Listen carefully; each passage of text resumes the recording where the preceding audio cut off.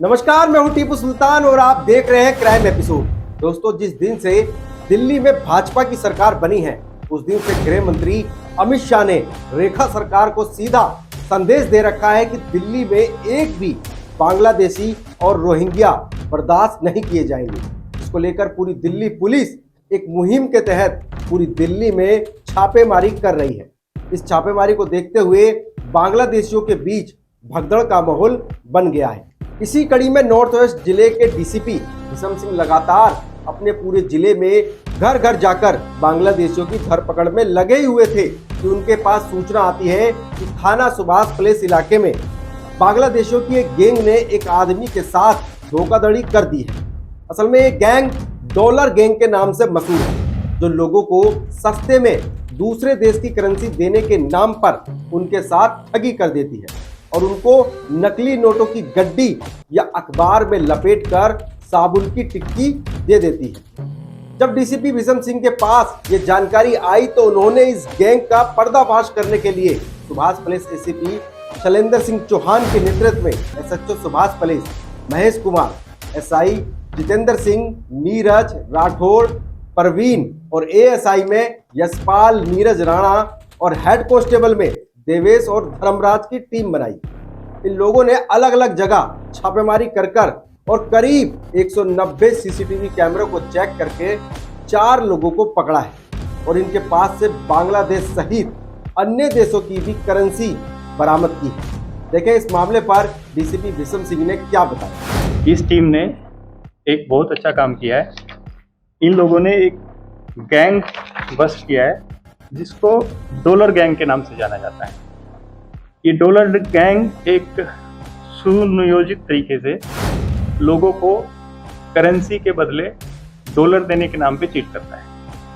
ये लालच देते हैं कि आपको एक तरह से अपने आप को मूर्ख और पागल दिखाते हैं कि हमें नहीं पता कि ये डॉलर कितने के हैं, तो ये ज़्यादा रुपए के डॉलर सस्ते में देने का वादा करते हैं। इस पर्टिकुलर केस में इन्होंने राजेंद्र नाम के कंप्लेनेंट को 2 लाख रुपए में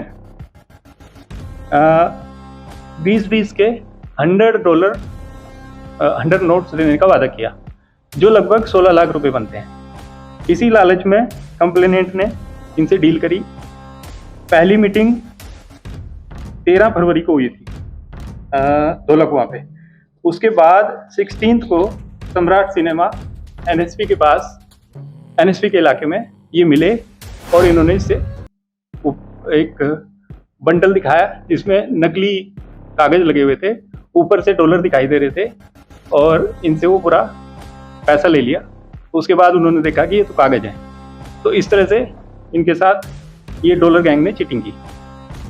फर्दर इंक्वायरी में हमारे टीम ने काफ़ी डिलीजेंट और टेक्निकल इन्वेस्टिगेशन से एक स्कूटी के नंबर से ये पूरे गैंग तक पहुंच गए और ढूंढा से, जो कि कापासेड़ा के पास है, 3 लोगों को गिरफ्तार किया। इसमें लगभग 160 सीसीटीवी फुटेजेस इन्होंने एनालाइज की, सीडीआर एनालाइज की और बाकी टेक्निकल एफर्ट से ये गैंग को बस्ट किया है। और इंटरेस्टिंग चीज़ें सामने आई। ये पता चला कि ये पूरा गैंग बांग्लादेशी इमिग्रेंट्स हैं जो इलीगल तरीके से हमारे देश में घुस आए हैं। इनकी फर्दर इन्वेस्टिगेशन चल रही है। इनसे आधार कार्ड मिले हैं जिनकी हम जांच कर रहे हैं और हमने एक टीम जो है बांग्लादेश में भेज रखी है ये जानने के लिए कि ये जो एड्रेसेस बता रहे हैं क्या वो एड्रेस वहाँ पे एग्जिस्ट करते हैं, नहीं करते। अभी तक की हमारी तफ्तीश से ये पता चला है कि ये बांग्लादेशी। हमारे एनएसपी के थाने के इलाके में ही 4 केस रजिस्टर्ड हैं, जिसमें ये वारदात जो 16 फरवरी को हुई थी और उसके अलावा भी 3 और वारदात हैं जो इनसे वर्कआउट हो रही हैं। इसके अलावा इनके इंटेरोगेशन के हिसाब से लगभग 15-20 ये वारदात कर चुके हैं। इनके पास से जो डॉलर बरामद हुए वो 2 डॉलर मिले वो असली हैं। इनसे रिकवरी मैं आपको बता देता हूँ। 2 नोट मिले हैं 20 यूएसडी के, 6 notes of 10 USD, 2 notes of 10 टोका ऑफ बांग्लादेश,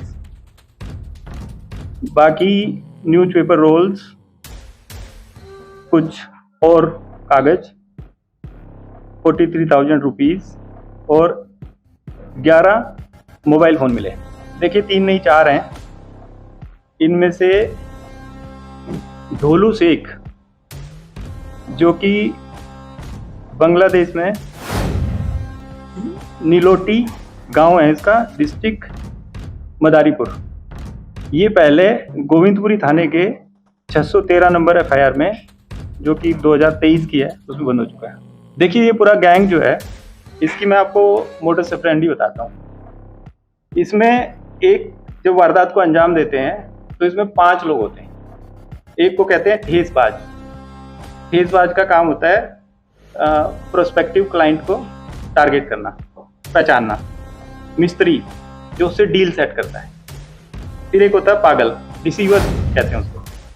पागल का काम होता है ये प्रिटेंड करना कि मैं तो पागल ही हूँ और ये जो डॉलर हैं ये मुझे नहीं पता कितने के हैं, इसलिए जिससे कि अगली पार्टी को ये विश्वास हो जाए कि उसको बहुत बड़ा फायदा होने वाला है।